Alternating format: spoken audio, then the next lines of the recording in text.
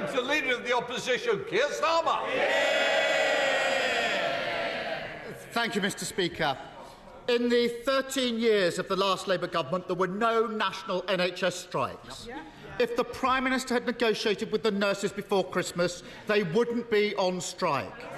If he'd negotiated with the ambulance workers, they wouldn't be on strike either. So why is he choosing to prolong the misery rather than end these strikes? Prime Minister. Mr Speaker, we've always been clear that we want to have constructive dialogue with the unions. That is also why, when it comes to the issue of pay, we have accepted in full the independent recommendations of the pay review bodies. But now, the honourable gentleman simply doesn't have a policy when it comes to this question. If he talks about wanting to end the strikes. The question for him is simple then. Why does he not support our minimum safety legislation? We all know why. We all know why, Mr Speaker. It's because he's on the side of his union paymasters, not patients. Mr Speaker, when I clapped nurses, I meant it. His response to the greatest crisis in the history of the NHS is to threaten to sack our nurses. His Transport Secretary says it's not the solution. His Education Secretary hopes it won't apply in schools. His own assessments say it could increase the number of strikes. The simple truth is you can't legislate your way out of 13 years of failure. Between 2010 and 2019, before anyone had heard of COVID, Prime Minister, the number of people stuck on the NHS waiting list doubled. Why do patients always wait longer under the Tories? Whoa. This is the new year. I want to start off with the refreshed chamber, but certainly not by interruption. Prime Minister. Well, Mr Speaker, he talks about the minimum safety legislation. Let's just talk about it a little bit further, because this is a simple proposition that no one denies the union's freedom to strike, but it is also important to balance that with people's right to have access to life-saving healthcare at the same time. Mr Speaker, this shouldn't be controversial. This shouldn't be controversial. The International Labour Organization supports minimum service levels. They're present in France, in Italy, in Spain. Normally, he's in favour of more European alignment, Mr Speaker. Why not now? Mr Speaker, they've gone from clapping the nurses to sacking the nurses. It's that simple. And to add insult to injury, they're the cause of the crisis. His government commissioned a report on waiting times. He knows this. His own report says this is not a COVID problem, it's 10 years of managed decline. As a result, 7.2 million people are now waiting for treatment. He says he wants to be held to account over that. So let's be very clear. Is his promise merely to get those numbers back to where they were before COVID, that's 4.6 million, or back to where Labour had them in 2010, almost half of that? Which is it? Prime Minister.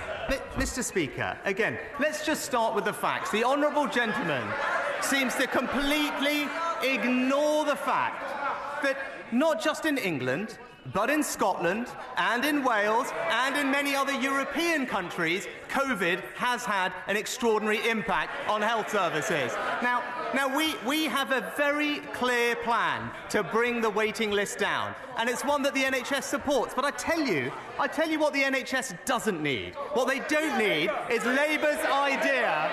What they don't need is Labour's only idea, which is for another completely disruptive, top-down, unfunded reorganisation buying out every single GP contract. Now, these aren't my words, Mr Speaker. The CEO of the Nuffield Trust said it will cost a fortune and it's out of date, just like the Labour Party. Mr Speaker, so he can't tell us how much he'll reduce waiting lists by or when. So much for accountability that he wants. as ever with this Prime Minister, you scratch the surface and you find there is nothing there. Last month, 1.4 million people waited more than 4 weeks for a GP appointment. When Labour left government, you were guaranteed an appointment in 2 days. When does the Prime Minister expect to get back to that? Mr Speaker, when it comes to waiting lists, we've already eliminated 2-year wait lists, done last year. We're on track. We're on track.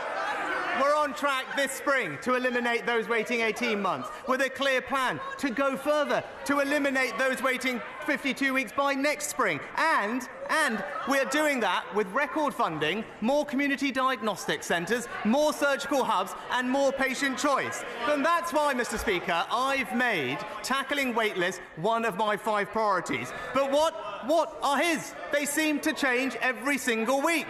Right? That first, he was against NHS outsourcing. Now, he's apparently in favour of it.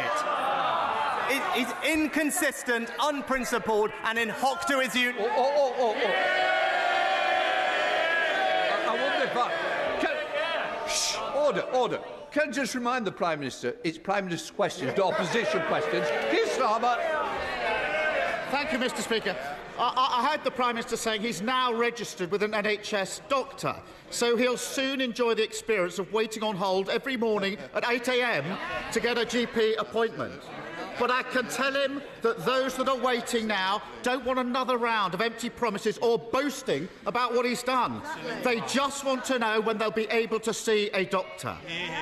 And this is not just about routine care. There could be nothing more terrifying than being told you might have cancer. That's why the last Labour government brought in a guarantee you'd been seen by a specialist within 2 weeks. Today, 50,000 people are waiting longer than that. 50,000. And everyone in this House will appreciate the anxiety that they're feeling. So when will cancer patients once again get the certainty of quick care that they got under Labour? Mr Speaker, why is there a challenge with cancer times right now? I tell you, again, it's just absolutely no understanding of the situation, Mr Speaker. What happened to cancer referrals during COVID? They went down by almost 2/3, Mr Speaker. That was because of a pandemic that they went down. And by the way, if we had stayed and listened to him, we'd still be in lockdown and there'd be a bit more waiting lists, right, Mr Speaker? But actually right now, there are record levels of cancer treatment as we catch up with those missed things. But he talks about what's terrifying, Mr Speaker. What's terrifying is right now. What's terrifying is that right now, people not knowing whether when they call 999, they will get the treatment that they need. Now, Mr Speaker, in Australia and Canada and the US, they ban strikes on blue light services. We're not doing that. All we're saying is that in these emergency services, patients should be able to rely on a basic level of life-saving care. Why is he against that, Mr Speaker? There's not a minimum level of service any day because they've broken the NHS. And he's not promising that people will get to see a doctor in a few days, like they did under Labour. He's not promising that cancer patients would get urgent treatment, as they did under Labour. He's not even promising an NHS that puts patients first, like it did under Labour. No, he's promising that one day, although we can't say when, their record-high waiting list will stop growing. And that's it. After 13 years in government, what does it say? But the best they can offer is that at some point they might stop making things worse. Prime Minister. Well, Mr Speaker, when it comes to the NHS, it's crystal clear. The Conservatives on the side of patients, Labour on the side of their union paymasters. Mr Speaker, I've laid out my priorities for the country. Waiting lists down, inflation down, debt down, growth up, and the boat's stopped, Mr Speaker. All he does is flip from one thing to another, and that's the difference between him and me. He's focused on petty politics. I'm delivering for Britain.